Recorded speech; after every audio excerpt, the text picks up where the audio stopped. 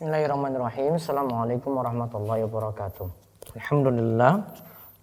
Wassalatu wassalamu ala rasulillah wa ala alihi wa man tabi'ahum bi ihsan ila yaumiddin. Allahumma inna nas'aluka ilman nafi'a wa rizqan thayyiba wa amalan mutaqabbala. Segala puji kita panjatkan pada Allah. Salawat serta salam semoga tercurah pada Nabi besar, Nabi agung, Nabi kita Muhammad sallallahu alaihi wasallam. Baik pemirsa sekalian yang semoga senantiasa dirahmati dan diberkahi oleh Allah pada kesempatan pagi ini. Mudah-mudahan jadi pagi penuh berkah bagi kita semuanya. Kita akan kembali membahas kiat belajar bagi orang sibuk dari buku Mahasantri, yang dimana buku ini berisi motivasi-motivasi agar kita senantiasa terus semangat dalam meraih akhirat lewat ilmu syar'i.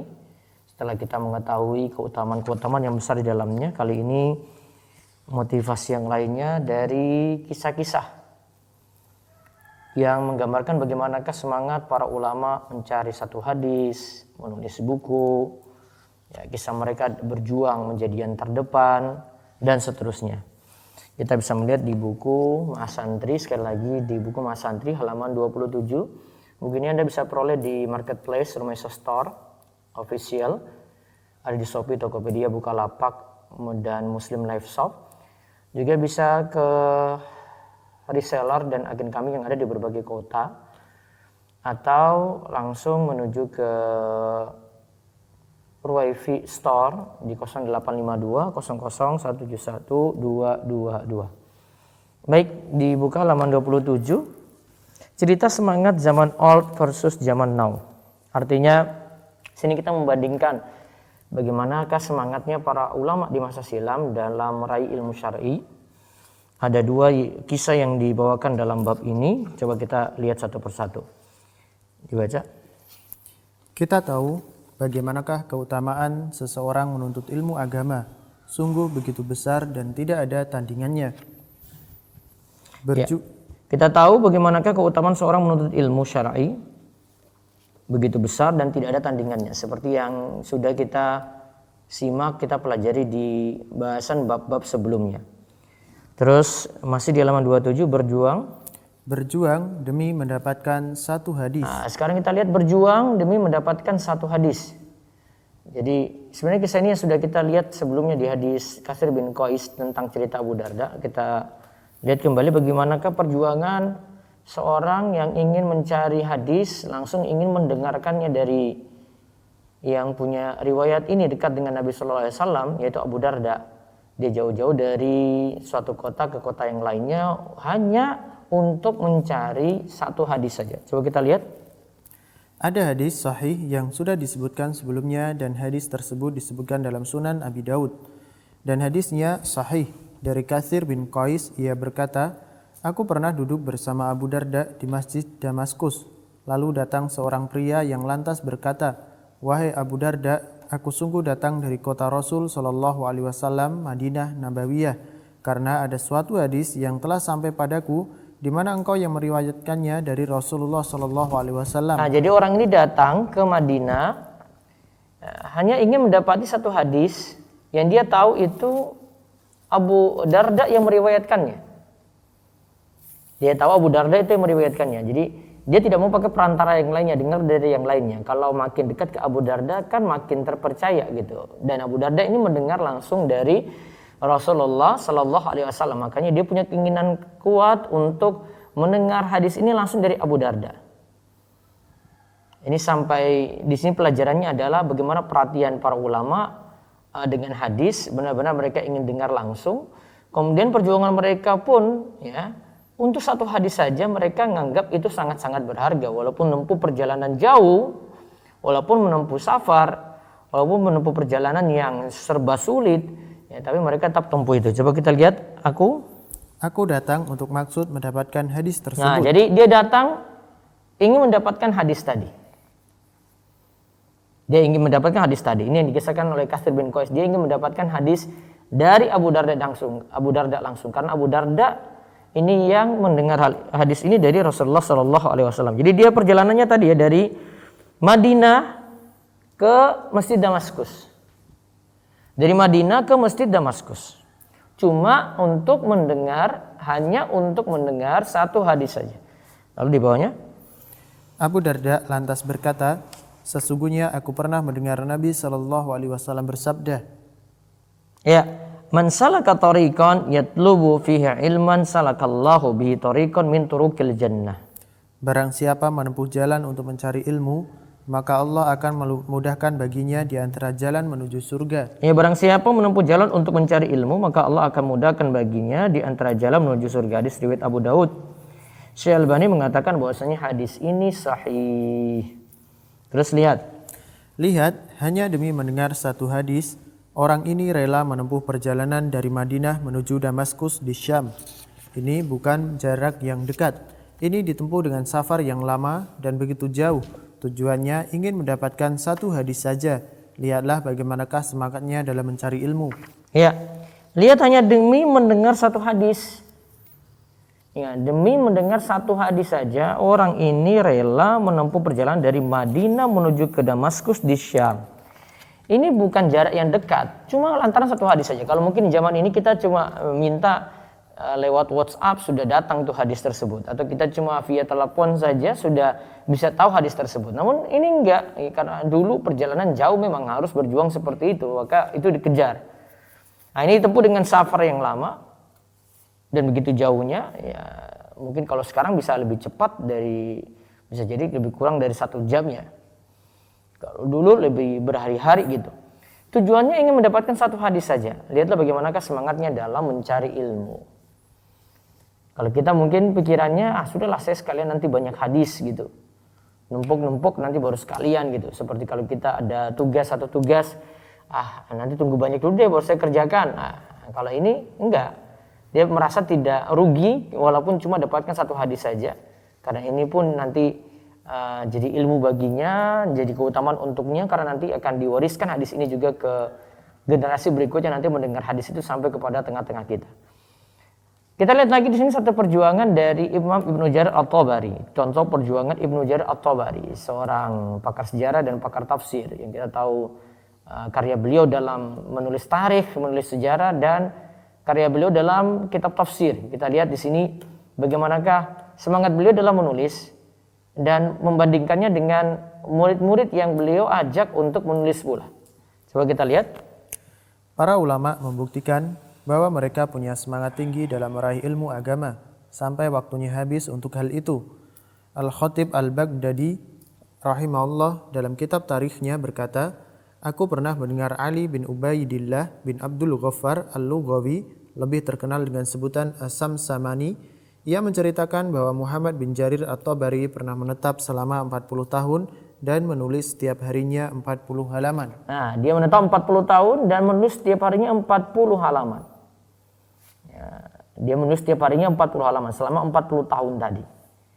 Kalau itu 40 halaman, coba bayangkan saja dalam waktu selama 40 tahun itu karyanya bagaimana. Kalau memang menulisnya setiap hari itu 40 halaman. Terus dan telah sampai kisah kepadaku dari Abu Hamid Ahmad bin Abi Thahir Al-Faqih Al-Isfaraini. Ia berkata, seandainya seseorang bersafar ke Cina lantas ia menemukan kitab tafsir karya Ibnu Jarir, maka ia akan temukan tidak begitu banyak dari kenyataan atau beliau mengucapkan perkataan semakna dengan itu. Nah, ini seandainya ada yang mau ke Cina terus cari kitab tafsir Ibnu Jarir At-Tabari, itu baru seberapa dari kenyataan yang ada. Artinya hasil tulisan beliau itu luar biasa. Kalau orang sudah menulis seperti ini kan berarti memang penelaahannya itu sudah luar biasa. Apalagi tadi dikatakan setiap harinya menulis 40 halaman dan itu berlangsung 40 tahun lamanya.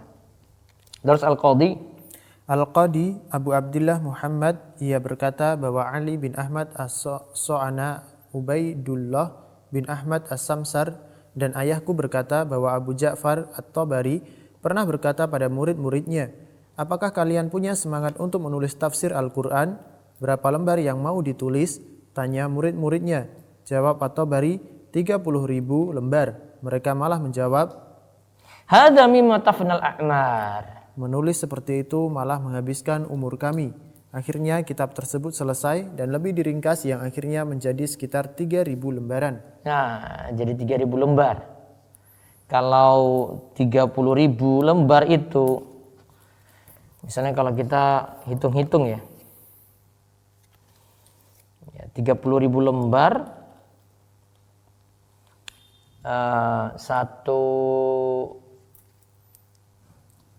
taruhlah kalau 10 ini buku, ini ada buku Mas Santri ini ada sekitar 300 nih. Taruhlah ini 5 cm. Ya. Kalau 300 halaman itu 5 cm, berarti tinggal dikalikan 100. 100 dikalikan 5 cm tadi. Berarti 500 cm tadi ya. 500 cm atau 5 meter. Itu hanya buku saja gitu. Dalam satu tema, yaitu tentang pembahasan tafsir. Tentang pembahasan tafsir 5 meter. Tapi karena ditantang pada murid-muridnya nggak mampu untuk menulis 30.000 lembar tadi, ya tetap jadi banyak juga, masih 3.000 lembar. Jadi 5 cm dikalikan 10 tadi, berarti 50. 50 pun itu masih tebal. Kalau mau perkirakan seperti itu, tetap masih banyak juga. Berarti itu baru 1/10 dari apa yang diinginkan oleh Imam Ibnu Jarir At-Tabari. Nah, bagaimana kalau sejatinya ditulis 30.000 lembar lagi, 30.000 lembar ya, berarti keluasan ilmu beliau itu luar biasa. Tapi yang tertulis cuma 1/10 saja. Nah, terus masih lagi berikutnya, masih kisah At-Tabari lagi. Coba kita lihat. At-Tabari berkata lagi pada murid-muridnya, apakah kalian punya semangat untuk menulis kitab tarikh atau sejarah alam semesta mulai dari Adam hingga saat ini? Berapa lembar yang mau ditulis? Tanya murid-muridnya. At-Tabari menyebut sebagaimana kitab tafsir tadi, lalu mereka pun menjawab semisal itu. Lantas Ibnu Jarir At-Tabari berkata, nah, mereka jawab semisal tadi itu, hadza mimma tafnal a'mar. Ya, waktu kami itu habis cuma untuk nulis saja. Nah, di sini jawabannya juga sama, ditantang nulis kitab tarikh, yaitu tentang alam semesta, mulai penciptaan alam semesta sampai kisah Nabi Adam hingga saat ini. Ya, hingga zamannya Ibnu Jarir At-Tabari. Juga jawabannya sama, mereka jawab hadza mimma tafnal a'mar. Nah, lantas Imam Ibnu Jarir At-Tabari itu berkata, Inna lillah matatil himam. Inna lillah matatil himam. Inna lillah, semangat ambisi manusia saat ini telah mati. Nah, semangat atau ambisi manusia saat ini itu telah mati. Ini Tarikh Baghdad karya Al-Khatib Al-Baghdadi, juz kedua halaman 163. Coba lihatlah. Lihatlah bagaimana semangat ulama dalam meraih akhirat, raih ilmu yang Allah cinta, dan raih ilmu yang jadi warisan para nabi. Bandingkan dengan semangat pemuda dan orang-orang saat ini yang lebih sibuk mencari ilmu dengan singkat saja lewat YouTube atau live Facebook, tanpa mau berjuang menerjang hujan atau tanpa mau menempuh perjalanan jauh untuk dapat majelis ilmu. Ilmu lewat majelis YouTube dan Facebook pun sudah dianggap cukup, bahkan sudah diustadkan dengan ilmu tersebut. Iya, kalau kita bandingkan dengan perjuangan ulama dulu begitu luar biasa, kalau sekarang pingin instan, pingin cepat dapat, cuma ikut live, cuma YouTube, tidak ada perjuangan untuk datang ke majelis, itu pun baru mendengar sepotong-sepotong. Tapi kalau menyikapi sesuatu di media sosial, dia sikapnya luar biasa. Ada yang postingan ustadz pun dia bantah dengan argumen luar biasa gitu, padahal cuma model copy paste saja. Sekarang kan lebih dipandang berilmu itu. Padahal kalau ditantang seperti zaman Imam Ibnu Jarir At-Tabari menulis kitab tarikh, kitab tafsir sampai 30.000 lembar, mungkin kita lebih prihatin lagi untuk menjawabnya. Nah, ini yang terjadi di masa Imam Ibnu Jarir At-Tabari bandingkan untuk kita saat ini. Nah, sekarang kita lihat jadilah yang terdepan di halaman 31. Dibaca. Kita mungkin banyak menyaksikan realita di sekitar kita ketika seorang muslim saling berlomba untuk menjadi yang terdepan dan nomor satu dalam masalah dunia. Akan tetapi untuk masalah akhirat, dia sangat rela ketika orang lain yang menjadi sang juara. Hal ini bertolak belakang dengan seruan Allah dan Rasulullah SAW agar setiap muslim saling berlomba dalam ketaatan dan ketakwaan untuk meraih berbagai kenikmatan di surga. Ya, Terus Islam mendorong seorang untuk memiliki semangat dan motivasi yang tinggi. Jadi kita didorong punya motivasi yang tinggi. Jadi jangan cuma motivasi sederhana biasa. Yang penting saya seperti ini saja, yang penting saya dapat ini saja, enggak. Jadi yang terdepan. Coba kita lihat lagi. Islam adalah agama yang memotivasi agar umatnya memiliki semangat beramal yang tinggi serta menyibukkan diri dan memperhatikan masalah-masalah yang penting dan memiliki keutamaan yang agung. Islam juga menyeru kita untuk menjauhkan diri dari tenggelam ke dalam permasalahan-permasalahan sepele yang tidak banyak manfaatnya, baik manfaat di dunia, lebih-lebih di akhirat kelak. Ya, marilah kita merenungkan firman Allah, wasari'u ila magfirati min rabbikum wa jannatin arduha as-samawati wal ardu 'iddatil muttaqin. Ali Imran ayat 133.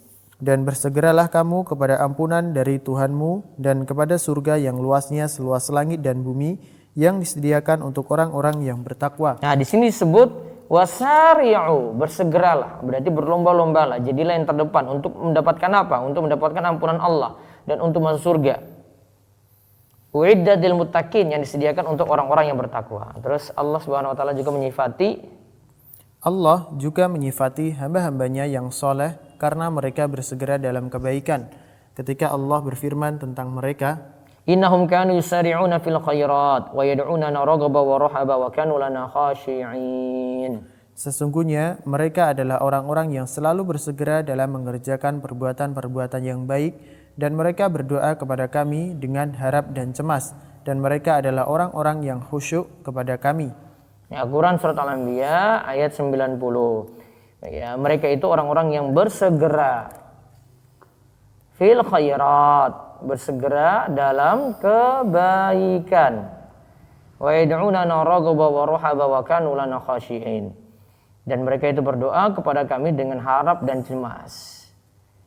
Dan mereka adalah orang-orang yang khusyuk kepada kami. Terus begitu pula dengan firman Allah yang menyeru kita untuk bersegera dalam kebaikan dan berlomba-lomba untuk dalam mengerjakan amal soleh yang lainnya. Allah berfirman, wa fi dzalika falyatanafasil mutanafisun. Dan untuk yang demikian itu hendaknya manusia berlomba-lomba. Nah, di sini suruh berlomba-lomba dalam kebaikan. Ya, berlomba untuk beramal soleh, berlomba untuk terdepan gitu. Nah, lalu apa cita-citamu yang paling tinggi? Kita lihat lagi. Ketika ditanya tentang cita-cita, mungkin sebagian besar di antara kita menjawab dengan menyebutkan berbagai cita-cita yang berkaitan dengan urusan duniawi. Dalam hal duniawi pula, sebagian besar di antara kita berlomba-lomba di dunia ini, entah untuk meraih gelar akademik tertinggi, berlomba-lomba untuk meraih pangkat, jabatan, atau popularitas, atau bersaing dalam masalah harta dan kemewahan hidup di dunia. Sedikit di antara kita yang menjadi akhirat sebagai cita-cita tertinggi dalam hidup kita di dunia ini. Ya, terus marilah kita merenungkan tentang cita-cita seseorang sahabat yang mulia, Rabi'ah bin Al-Ka'ab Al-Aslami radhiyallahu anha, ketika Rasulullah sallallahu alaihi wasallam berkata kepadanya, "Wahai Rabi'ah, memintalah kepadaku." Rabi'ah berkata, "Aku meminta kepadamu agar aku bisa menemanimu di surga." Artinya dekat dengan Nabi SAW di surga. Terus maka Rasulullah sallallahu alaihi wasallam berkata, atau selain hal itu, Rabi'ah berkata, "Ya, itu saja." Ya, itu saja. Maksudnya dia ingin dekat dengan Nabi SAW di surga. Maka Rasulullah SAW berkata, "Fa'inni ala nafsika bikasratis sujud." Fa'inni ala nafsika bikasratis sujud. Maka bantulah aku dengan engkau memperbanyak sujud.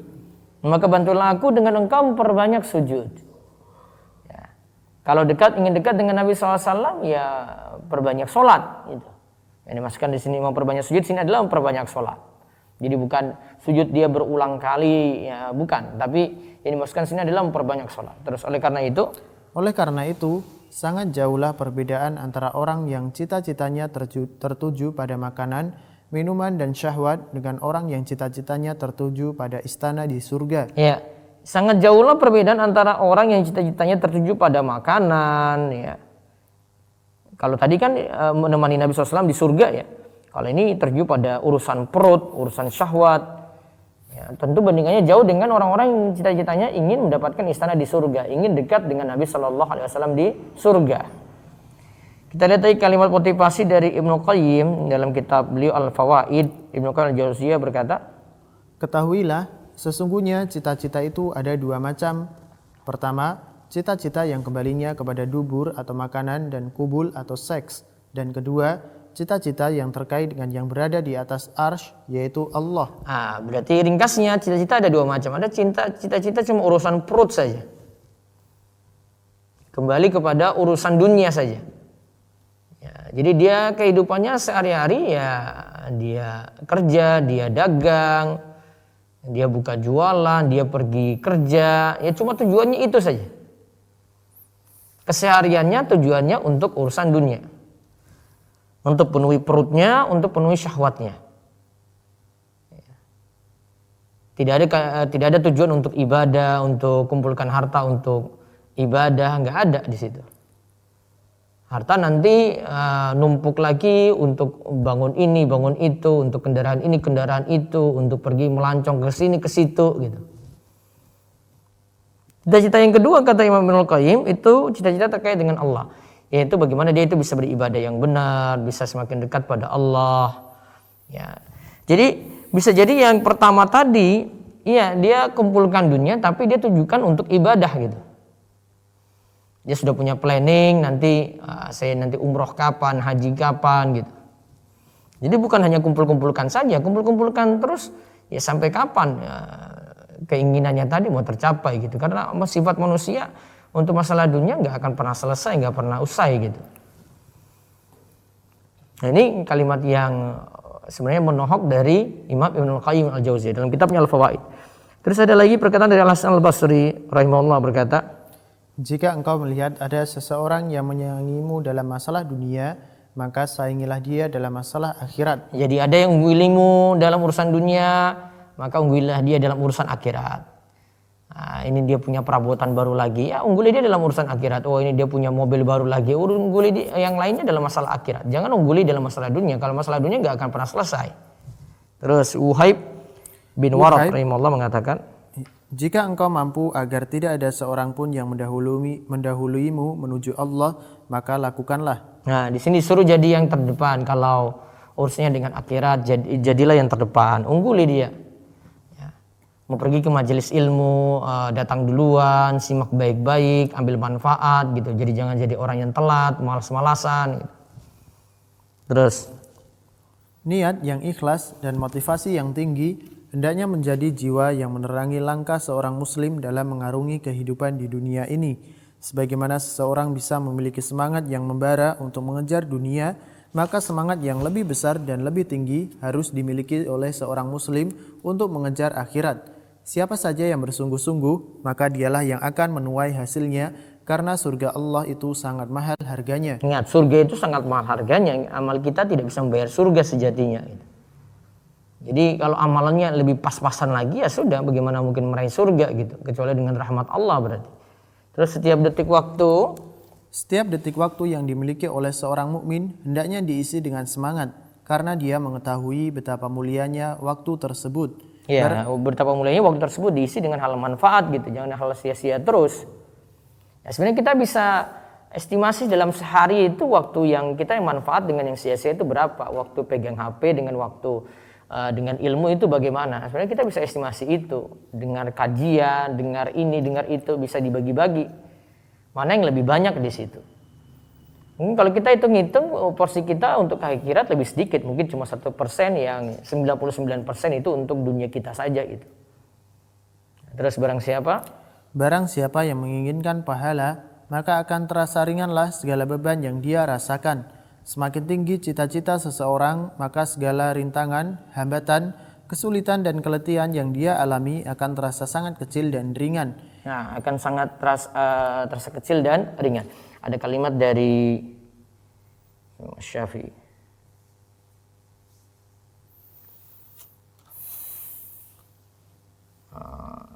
Saya kemarin ringkas. Kayak seperti perkataan Imam Syafi'i di sini.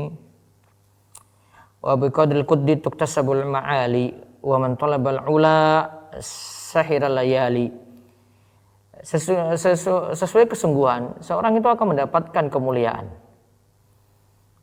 Barang siapa yang ingin mendapatkan kemuliaan, hendaknya dia itu begadang malam. Gitu. Jadi kalau orang makin sungguh-sungguh, ya dia dapat cita-cita yang dia inginkan gitu. Namun kalau dia makin kesungguhannya makin kurang, ya juga cuma dapat gitu-gitu saja. Maka di sini kalimatnya, semakin tinggi cita-cita seorang, maka segala rintangan, hambatan, kesulitan dan keletihan yang dia alami akan terasa sangat kecil dan ringan. Nah, untuk mencapai cita-cita tinggi tadi ya dia usaha. Usahanya ini akan menjadi ringan kalau dia sertai dengan niat yang ikhlas, maka yang rintangan-rintangan akan menjadi ringan. Coba kita lihat perkataan Imam Ahmad rahimahullah berkata, "Sungguh aku telah mengerahkan seluruh kemampuanku untuk menuntut ilmu." Dan ketika Imam Ahmad rahimahullah ditanya, "Kapankah seorang hamba merasakan nikmat istirahat dari menuntut ilmu dan beramal?" Maka beliau rahimahullah menjawab, ketika dia pertama kali menginjakan kakinya di surga. Ya, ketika kapan berhentinya mau belajar, itu bahasa bebasnya. Kapan berhentinya mau belajar, kapan berhentinya mau menuntut ilmu? Ya, kalau sudah mati berarti. Kalau belum mati masih suruh belajar terus gitu. Ya, jadi nggak ada waktu libur ngaji, itu nggak ada sebenarnya kalau menurut Imam Ahmad. Ya, Ustaz saya pengen libur 1 minggu, nggak ada waktu libur karena kita butuh siraman hati terus, kita butuh penyejuk hati terus gitu. Kalau mau liburnya ya nanti ketika masuk surga itu baru dapat liburannya di situ. Ini menurut Imam Ahmad, versi Imam Ahmad dalam Ar-Raqaiq karya Muhammad Ar-Rasyid, dikutip dari Kaifatul Hammas li Talabil Ilmi Syar'i. Terus oleh karena itu cita-cita harus kita arahkan pada idealisme tertinggi demi meraih ilmu. Seorang tolabul ilmi atau penuntut ilmu hendaklah memiliki cita-cita yang tinggi di dalam menuntut ilmu. Inilah salah satu adab yang harus dimiliki oleh seorang tolibul ilmi dalam kehidupan ilmiahnya. Jadi tetapkan cita-cita dulu. Jadi untuk mendapatkan sesuatu yang kita inginkan, tetapkan tujuan gitu. Tujuan ada. Oh, saya ingin punya ilmu ini, ingin punya ilmu itu. Oh, di tahun ini saya ingin berhasil misalnya menguasai bahasa Arab. Jadi tetapkan cita-cita tinggi dulu gitu. Jangan cuma cita-citanya sudah saya ingin ya biasa-biasa saja gitu. Enggak, dia tetapkan dulu ya cita-cita tingginya, ya tujuannya dulu. Jangan tujuan rendahan gitu. Saya yang penting sudah bisa tahu kaifahalukum antum ana afwan syukron jazakallahu khair. Itu mah biasa-biasa saja gitu. Ada cita-cita tingginya, ada ilmu nahwu misalnya yang mungkin terasa berat, mudah-mudahan dengan izin Allah bisa paham itu deh. Maka serius juga kalau dia sudah tetapkan tujuan kayak gini, nanti serius dia untuk capai tujuan itu. Kalau nggak ada tujuan, ya seperti orang itu pergi ke Jogja ke Surabaya, dari Gunung Kidul ke Surabaya, nggak ada tujuan, ya sudah dia ke arah timur aja pokoknya. Ternyata sudah sampai Lombok. Karena nggak jelas jalan hidupnya, maka orang tidak tetapkan tujuan, tidak tetapkan cita-cita itu, orang nggak tahu arah gitu. Maka tetapkan dulu ini mau apa ini, karena dengan ilmu kemarin kan kita sudah sebut jalan menuju surga. Kalau itu jalan menuju surga ya belajar serius kalau menetapkan ini. Jadi ilmu ini ya matangkan di ilmu.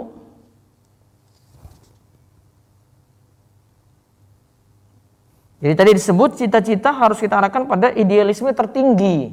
Karena kita bahaskan wasari'u ila magfirah. Berlomba-lombalah, bersegeralah. Berarti yang tinggi. Wa fi dzalika falyatanafasul mutanafisun. Jadi dengan demikian kalian itu berlomba-lomba. Namanya lomba-lomba itu bukan cari yang paling belakang, cari yang paling depan.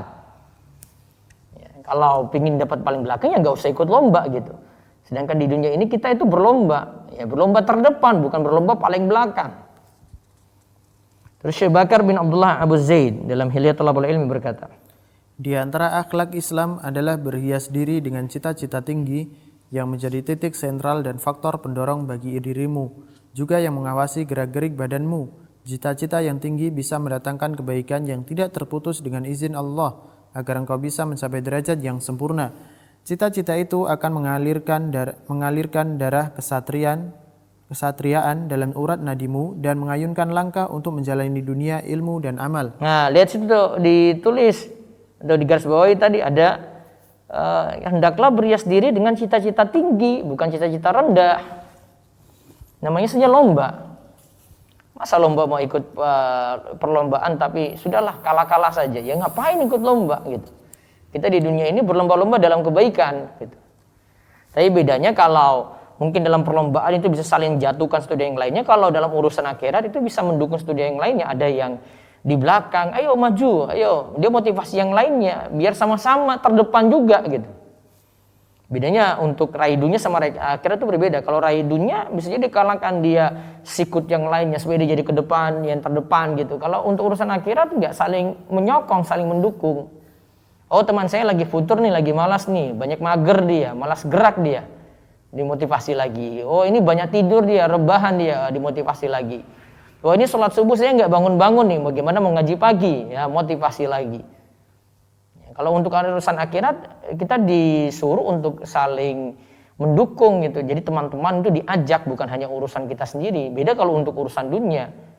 Ya pokoknya ini bisnis gua gitu. Gua yang terdepan gitu. Itu kalau orang urusan dunia kayak gitu. Ya kalau urusan akhirat saling mendukung. Ya, terus perkataan ini lantas dijelaskan oleh Syekh Muhammad bin Shalih Al-Utsaimin rahimahullah. Nah, cita-cita tinggi inilah jadi sebab seseorang bisa semangat dalam mencari ilmu. Oleh karenanya, seorang penuntut ilmu harusnya memiliki suatu target ketika ia belajar. Jangan sampai ia menyia-nyiakan waktu untuk menggapai cita-cita tersebut. Nah, jadi tetapkan cita-cita tinggi. Misalnya nih ya tadi ya, saya ingin paham bahasa Arab. Itu cita-cita tingginya. Nah, gimana supaya tahun ini 2021 saya paham bahasa Arab? Ya sudah, ini ada sisa waktu dari bulan Agustus nih ya, dari 8 sampai bulan 12, ada 4 bulan nih. Gimana selama 4 bulan ini saya manfaatkan waktu baik-baik untuk belajar gitu. Oh, saya sudah punya modal nih 2021. Berarti target tercapai. Kalau tidak pakai target, ya akhirnya sudah, saya ikut bahasa Arab saja.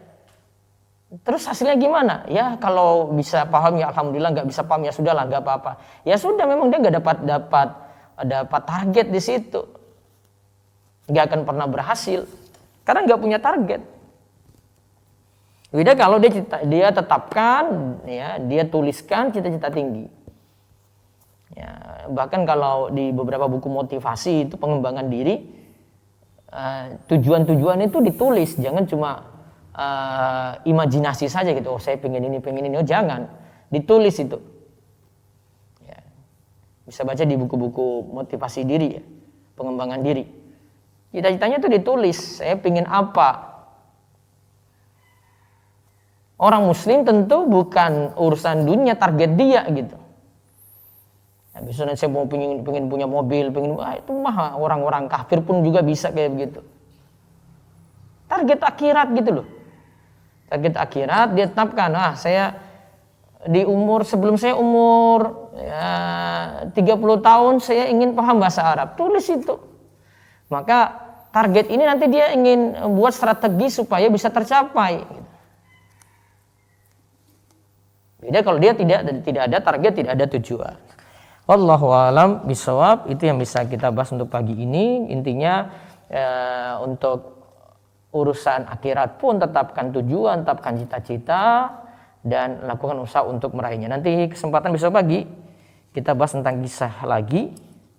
Ini kisah teladan beberapa ulama, bagaimanakah mereka itu belajar dulu, semangat mereka dalam belajar, jadi terdepan dalam majelis ilmu, nggak telat-telat, ya, semangat dia untuk hadir. Terus kesedihan mereka kalau tertinggal majelis gitu, sedih mereka kalau tertinggal majelis. Terus mereka bagaimana belajar di waktu malam, ya, sampai ada yang cerita dengan Imam Malik, ada yang menyediakan segelas air untuk belajar dan seterusnya. Wallahu a'lam bishawab. Baik, selanjutnya jika ada yang ingin bertanya, monggo. Nanti info terdekat, nanti sebentar lagi kita akan memulai pembelajaran Muyassar dan Al-Kafi. Ya. Insyaallah kita masih perbaikan sistem karena saya melihat antusias besar dari yang mau ikut.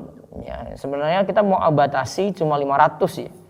Tapi karena melihat keinginan yang banyak, bahkan sudah menyiapkan buku untuk ini, jadi bisa lebih daripada 500. Namun kita tolong diberikan kesempatan beberapa waktu untuk perbaiki sistem web sehingga nanti bisa diakses oleh semua ketika belajar. sistem belajarnya juga akan kami beritahu segera mungkin. Mudah-mudahan pekan ini sudah bisa dimulai. Makanya siapkan buku dulu yang belum punya, buku Al-Muyassar fi Ilmin Nahwi dan kitab Al-Kafi. Buku ringan, buku tipis, tapi kandungan ilmunya luar biasa, karya Ustadz Acing Zakaria. Sudah banyak toko buku, cari yang jilid 1, kitab Al-Muyassar dan kitab Al-Kafi. Insya Allah ini modal luar biasa untuk memahami kaidah-kaidah dalam bahasa Arab, karena itu yang lebih memudahkan kita untuk memahami Al-Quran dan hadis. Baik, dari chat Zoom silakan jika ada yang ingin bertanya, monggo. Yang YouTube belum ada. Bacakan via chat terlebih dahulu. Ya, silakan. Bismillah, Assalamualaikum Ustaz. Waalaikumsalam warahmatullahi wabarakatuh. Afwan, izin bertanya di dua tema. Apakah antara tempat sholat fardu dengan tempat sholat sunnah harus berpindah atau berbeda tempat? Bagaimana kalau cuma bergeser saja namun tempatnya di situ juga? Andaikan kita tidak mengikuti sesuai sunnah tersebut, apakah mendapat dosa Ustaz? Syukran jazakallah khair. Kalau mendapatkan dosa tidak, itu sunnah, perkara sunnah. Ya, bukan wajib, bukan syarat juga. Kalau mau melakukan sholat sunnah, pindah tempat bukan syarat, tapi sebaiknya dilakukan. Ya, tujuannya yang pertama, kenapa syariat itu ada dalam hadis Muawiyah. Tujuan yang pertama supaya membedakan antara perkara wajib dan perkara sunnah. Jadi dibedakan dengan pindah tempat. Ya. Pindah tempatnya ini bisa jadi bergeser kanan, bergeser kiri, satu langkah saja sudah membedakan tempat, maka sudah terwujud di situ. Kemudian yang kedua, untuk memperbanyak saksi tempat yang nanti tempat ini akan mendukung kita pada hari kiamat. Yauma idzin tuhaddisu akhbaraha. Bukankah dalam surat Al-Zalzalah disebutkan pada hari ini, yaitu hari kiamat, bumi itu akan mengungkap apa yang dia lihat. Di bagian bumi yang satu ini ya akan bicara pada hari kiamat, pindah tempat bagian bumi yang ini juga akan berbicara pada hari kiamat. Penjelasan ini ada di kitab diantaranya Al-Wabil Shayyib karya Imam Ibnu Qayyim Al-Jauziyah. Imam Ibnu Qayyim Al-Jauziyah membahas itu. Jadi itu diantara alasannya. Walaupun tadi tidak dilakukan, tidak sampai berdosa situ, enggak, karena itu perkara sunnah bukan perkara wajib. Wallahu a'lam. Ya. Berikutnya lagi masih chat, monggo. Nah, Ustaz. Bismillah, izin bertanya Ustaz. Bagaimana hukum mengikuti seleksi beasiswa prestasi dari sebuah penelitian perorangan yang berfilantropi? Syukran Ustaz. Lombanya apa di situ tadi? Bagaimana mengikuti seleksi beasiswa Ustaz? Oh, beasiswa, bagaimana ya. Beasiswa, nanti dilihat dulu itu beasiswa dari mana dulu. Ya, prosedurnya seperti apa? Pertama, prosedurnya kita layak untuk terima ataukah tidak. Terus itu dari mana? Apakah dari tempat yang halal atau tidak? Ya, kalau dari perusahaan bir ya nggak boleh, dari perusahaan riba ya nggak boleh, dari perusahaan yang aktivitasnya bermasalah tidak boleh. Itu dulu nanti ditinjau sama kita layak nggak. Kalau di situ disyaratkan untuk dapatkan beasiswa ini orang miskin, ya cuma orang miskin saja, jangan buat diri jadi miskin gitu. Kalau orang berprestasi ya memang layak dilihat dari dia punya prestasi, maka nanti dia didaftarkan karena prestasinya. Baik, bisa yang raise hand, silakan. Baik Ustaz, silakan yang raise hand Ibu Dewi. Assalamualaikum warahmatullahi wabarakatuh Ustaz. Ya, waalaikumsalam warahmatullahi wabarakatuh. Ustaz izin bertanya dan mohon pencerahannya Ustaz. Jika kita sudah mengingatkan salah satu anggota keluarga agar tidak bekerja di lembaga ribawi, namun setiap diingatkan oleh ibu dan saya suka melawan, kemudian marah, sehingga hubungan keluarga jadi tidak harmonis Ustaz. Ini dengan siapa, Bu? Kakak kami, Ya. Dan kebetulan kakak kami itu single parents, sudah berpisah sama suaminya, jadi memang harus menafkahi anaknya gitu Ustaz. Iya. Nah kemudian sudah saya dan ibu saya ingatkan, suka marah, kemudian suka menjauh. Kalau sudah diingatkan itu marah, kemudian menjauh. Akhirnya kami memilih untuk diam karena khawatir pengaruh terhadap kesehatan ibu saya, Ustaz. Ya. Nah, kemudian penawaran itu beberapa bulan lalu dari perbankan tidak diambil. Nah, saat ini tuh ada kemungkinan dia mengambil penawaran dari pekerjaan perusahaan dari dompet virtual, Ustadz. Ini beliau pekerjaannya kerja di tempat ribawi atau sesuatu yang mendukung tempat ribawi? Kalau untuk saat ini karena kondisi PPKM seperti sekarang sejak pandemi, otomatis dia sedang mencari pekerjaan baru, Ustadz. Iya. Nah, pekerjaannya sekarang tidak di lembaga ribawi, cuman sudah sering kami ingatkan kalau dapat pekerjaan penawaran itu sebaiknya tidak diambil. Namun kadang mungkin karena tuntutan ekonomi ya Ustadz ya, jadi dan pengaruh lingkungan teman-temannya juga, jadi kayak belum apa ya Ustadz, belum mendapatkan hidayah gitu Ustadz, jadi suka mengabaikan. Nah akhirnya kemarin itu ada kemungkinan dia akan memilih bekerja di perusahaan dompet virtual Ustadz. Itu bagaimana ya Ustadz sebaiknya yang kami lakukan, dan apakah jika dia tetap kekeh mengambil, apakah kita boleh menerima pemberiannya gitu jika suatu saat memberi ke ibu saya atau ke kami sebagai adiknya?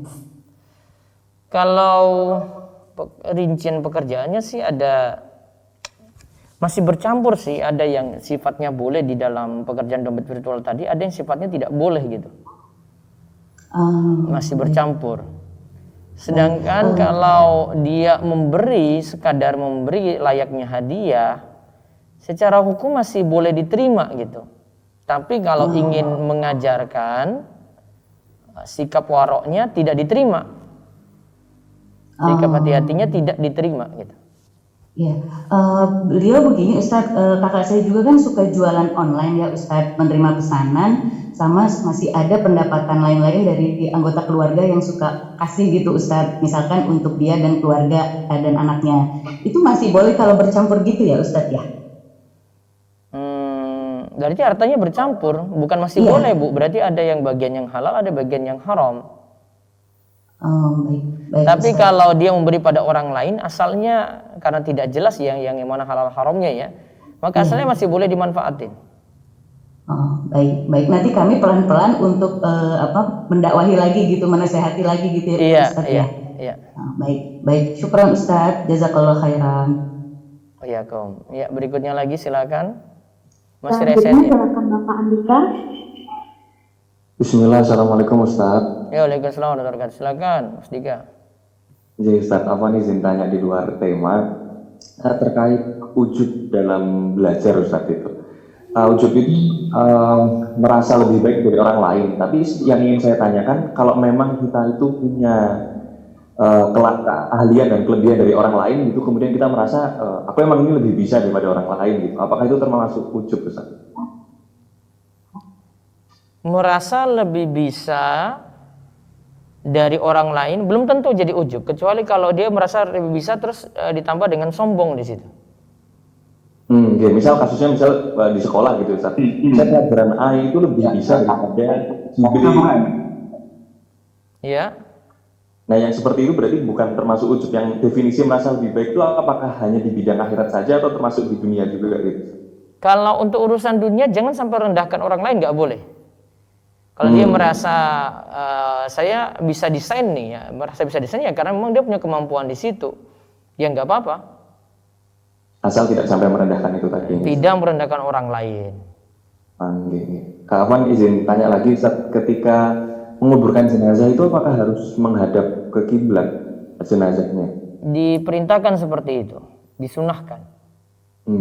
Kemudian saya baca juga di artikel Ustaz Sunnah, boleh sholat jenazah di kuburan kalau belum sempat menyolatkan. Iya, boleh. Mensolatkan itu menghadap ke kuburannya boleh berarti Ustaz ya? Iya, layaknya seperti sholat jenazah. Baik, itu saja Ustaz. Jazakallahu khairan. Sehat-sehat Ustaz. Iya. Assalamualaikum. Baik, ini ada yang tanya lewat YouTube di komentar.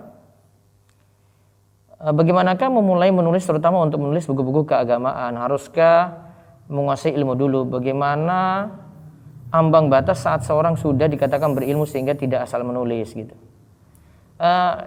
Lebih harus punya kesiapan ilmu yang matang ya, karena ini masalah buku dibaca oleh umum gitu, termasuk nulis artikel, termasuk beri membuat status di media sosial terkait dengan agama gitu. Gampangannya, kaidahnya adalah kita tidak bisa membuat pendapat baru kalau dalam beragama gitu.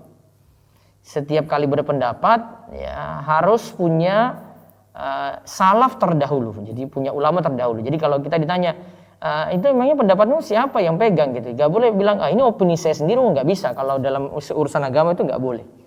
Kecuali kalau kita ahli ijtihad, sudah punya alat-alat untuk berijtihad yang matang, nah itu baru dibolehkan. Namun kalau tidak punya, tidak dibolehkan. Apalagi kalau sudah bahas fikih, bahas muamalat gitu, nah, ini harus matang di situ dulu gitu.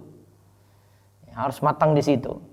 Termasuk juga orang memberi komentar untuk ini harus matang juga, jangan cuma asal komentar. Kalau nggak ada ilmu, nggak usah komentar gitu. Kecuali kalau mungkin dia bahas dari ustadz lain, namun dia harus hargai juga kalau ada ustadz yang punya pendapat yang berbeda. Yang jelas harus punya kematangan di situ. Ya, harus punya kematangan ilmu di situ. Jangan sampai cuma model saya bisa nulis ini. Ya kalau mau nulis fiksi silahkan, gitu. Cerita-cerita silahkan. Gitu. Tapi kalau sudah sampai ranah hukum, ranah menjelaskan dalil, nah itu harus punya pedoman-pedoman sendiri. Ya minimal dia itu paham bahasa Arab, ilmu-ilmu alat punya gitu, bahasa Arab. Terus usul fikih, usul tafsir, mustalah hadis, dia punya dasar-dasar kayak gitu. Genre menulis yang lebih baik itu apa? Ini tergantung orang ya, dia di bidang apa, dia lebih prefer yang mana ya, fiksi atau non fiksi ya. Kalau memang ranahnya dia nggak bisa, bukan orang yang bisa bawa dalil, menjelaskan dalil ya, nggak usah masuk di situ. Kalau memang dia cuma kasih cerita-cerita fiksi, ya sudah dicerita-cerita fiksi saja gitu. Wallahu a'lam.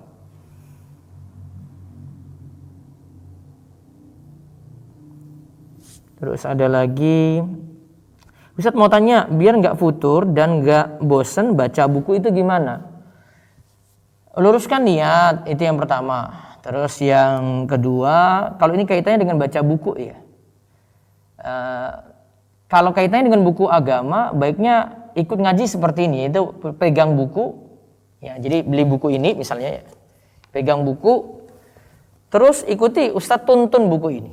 Itu lebih enak daripada baca sendiri. Kalau kaitannya dengan buku keagamaan seperti itu, lebih enak kalau ngaji dengan guru, biar tidak salah arah gitu. Namun kalau ini cuma sekadar buku bacaan umum ya, misalnya buku pengembangan diri, buku motivasi yang orang-orang itu tulis ya, dia untuk bisa istiqomah ya nyicil pelan-pelan atau dia bisa ikuti komunitas. Kalau sini baca buku ya komunitas baca buku. Biar dia termotivasi, teman-teman yang lainnya juga ikut baca. Kalau dia tidak ikut seperti ini, biasanya sendiri gitu ya. Kadang kurang semangat gitu. Oh, yang lainnya kok sudah baca tiap hari, kok saya itu belum. Nah, ini biasanya jadi semangat di situ.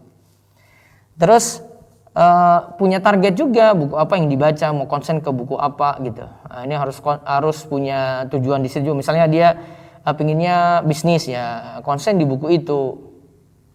Kalau pinginnya tentang masalah pendidikan anak, ya berarti konsennya juga dalam masalah pendidikan anak, dalam masalah parenting, dalam masalah pengasuhan. Nah, konsen di situ. Tapi yang lebih bagus tadi lewat komunitas karena ada yang mendukung di situ.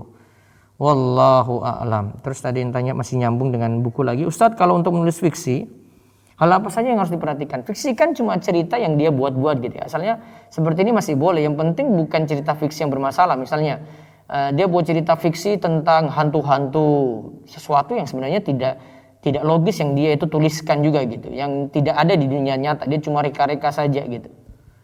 Ya kalau mau buat ya kayak motivasi nikah, tapi dia buat dengan tokoh ini tokoh itu gitu ya, tanpa menyalahi aturan syariat. Ya, kalau misalnya cerita-cerita seram, cerita-cerita hantu, cerita tentang sihir, cerita tentang ini, kalau itu bukan untuk pelurusan ya nggak boleh gitu. Coba bisa baca ada di buku Harta Haram Muamalat Kontemporer Ustadz Irwandi tentang masalah penulisan cerita fiksi ini, waktu beliau bahas tentang hukum jadi aktor ya, itu ada di situ. Terus lihat juga videonya ada di Rumeso TV tentang masalah hukum jadi artis atau jadi bintang film gitu, ada di situ. Saya pernah bahas, saya lupa judul videonya itu apa. Nanti bisa dicari di channel Rumeso TV, ada di playlist Harta Haram Muamalat Kontemporer. Wallahu a'lam. Baik, bisa lagi dari Resen, monggo. Selanjutnya silakan Ummu Faza. Assalamualaikum. Izin bertanya masih terkait dengan seleksi beasiswa prestasi. Bagaimana hukumnya kalau dari orang yang berfilantropi itu yang membuat foundation itu masih non muslim? Bagaimana hukum mengikutinya? Ada syarat apa untuk mengikuti itu? Terikat atau tidak? Seleksi berkas ya tidak terikat, tidak harus seperti pengabdian itu, tidak ada, cuma kita menerima beasiswa aja, tidak ada harus memberi apa, itu nggak ada harus. Ya walau alam, asalnya masih boleh, sama seperti kita dapat hadiah dari orang lain. Kalau memang kita berhak untuk dapat beasiswa tadi, tidak masalah. Syukran. Afan, izin tanya lagi, kalau siswa prestasinya dari pemerintah apakah boleh? Masih boleh. Jazakumullahu khairan. Ya, berikutnya lagi silakan. Selanjutnya Ummu Rashid, silakan. Assalamualaikum warahmatullahi wabarakatuh. Ustaz, Ya, waalaikumsalam warahmatullahi wabarakatuh. Ana mau bertanya, adakah doa untuk melancarkan lisan membaca Al-Quran? Ini anak penyakitnya gini Ustaz, dari masa sekolah bisa disuruh baca gitu, misalnya dulu anak pernah belajaran manajemen bisnis kan suruh baca. Nah pas giliran anak itu anak nggak bisa keluar suara gitu Ustaz, karena ada hawa takutnya itu lebih cepat gitu. Nah sekarang anak begitu juga, tapi anak sudah terbiasa dengan guru itu gitu belajarnya. Tapi ketika pas giliran anak mau baca itu bisa sekali sampai cepat sekali itu napasnya mau keluar suara gitu. Tapi kalau ngajarin anak itu biasa Ustaz, nggak ada, maksudnya lancar-lancar aja gitu Ustaz. Adakah doanya Ustaz? Baca doa Nabi Musa, Rabbi shrah li sadri wa yassir li amri wa hlul 'uqdatam min lisani yafqahu qawli. Ya Rabbku, bukakanlah kelapangan untuk dadaku, kelapangan untuk hatiku, dan untuk menerima segala hal, untuk menghadapi kesulitan, untuk menerima takdir Allah, dan lepaskanlah kekakuan pada lisanku. Itu dibacakannya di sholat atau pas mau belajar? Bebas, mau maju, mau ada acara.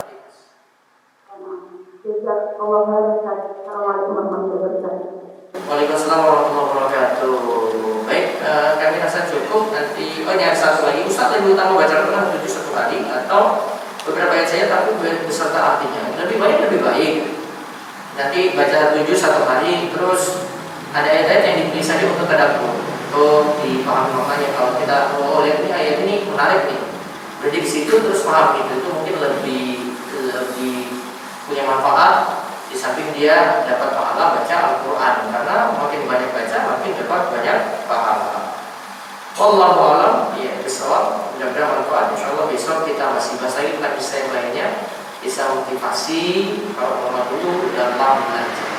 Semoga jadi ilmu yang manfaat dan terus melangkah pola hidup. Kita tutup dengan doa kafaratul majlis. Subhanallahumma wa bihamdihi, asyhadu an la ilaha illa anta, astaghfiruka wa atubu ilaik. Assalamualaikum warahmatullahi wabarakatuh.